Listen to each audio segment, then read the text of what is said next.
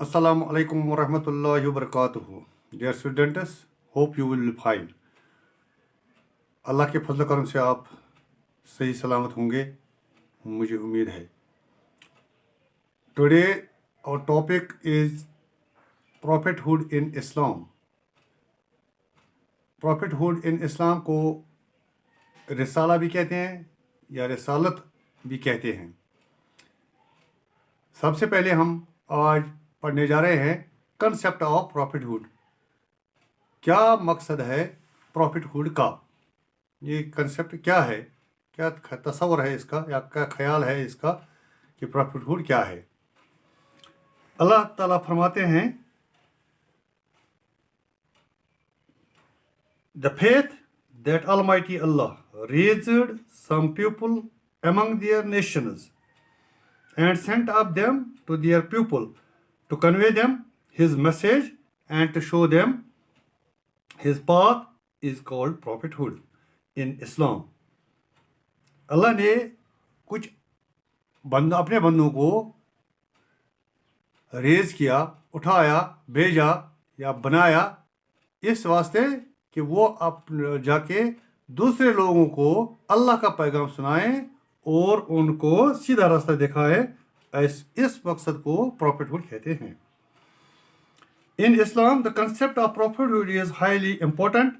It is faith makes a person Muslim and it is refusal makes a kafir. This vital concept is explained under 4 subtopics. A. Necessity of prophethood. B. Acceptance of prophethood, that is faith on prophets. Number C. Divine sanction of prophethood. And number D. Seal of prophethood, जिसको खातमुन नबीन भी कहते हैं. Now we discuss these one by one. Necessity of prophethood, क्या मजबूरी थी कि रिसालत होनी चाहिए, पैगंबरों को वजूद ज़रूरी था. Almighty Allah has provided man all that he needs in this universe.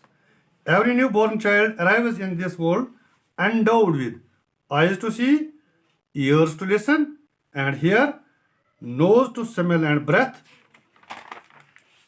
hands to touch, feet to walk, and mind to think and ponder.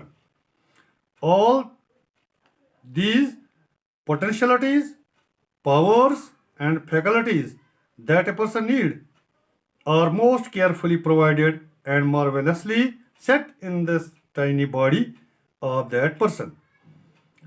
Similarly is the case with the world he lives in. Everything for its survival, for example air, water, heat, light and food etc. is provided here in abundance. The child on opening his eyes finds him food in the breast of the mother. Parents love him and take care of him or her at every stage of his or her life.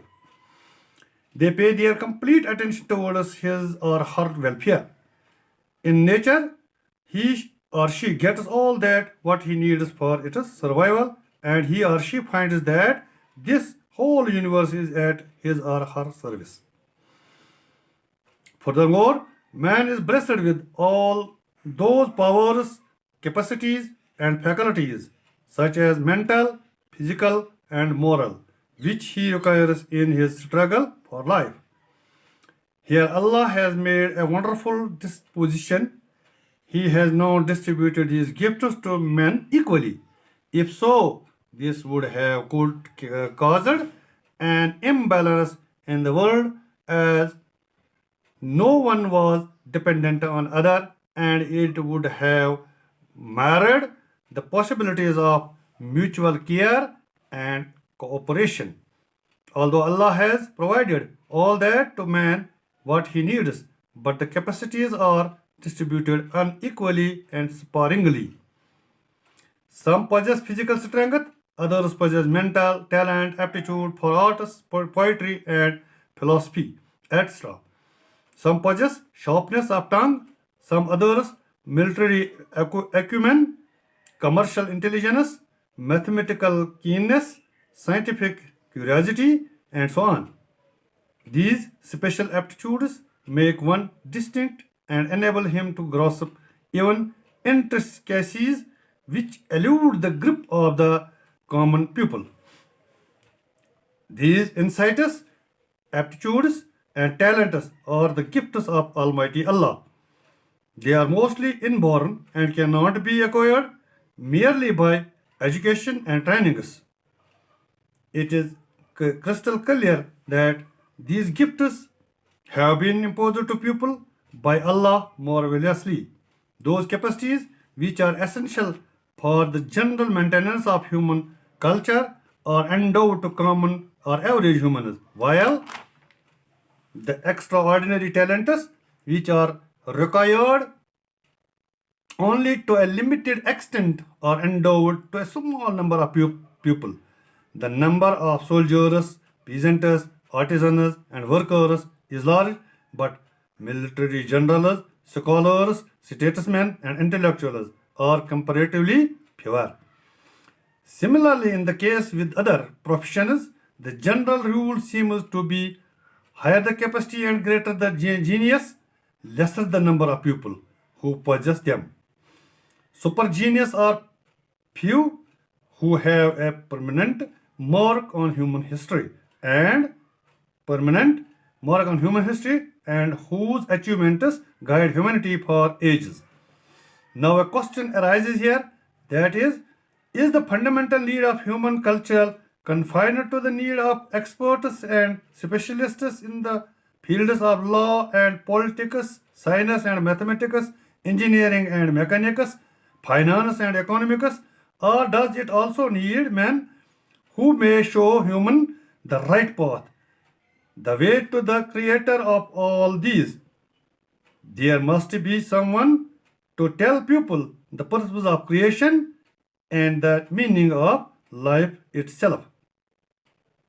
What human is and who has created him and why? Who has provided him with all the powers and sources and why? What are the proper ends of the life and how can those be achieved? What are the proper values of life and how can these be attained?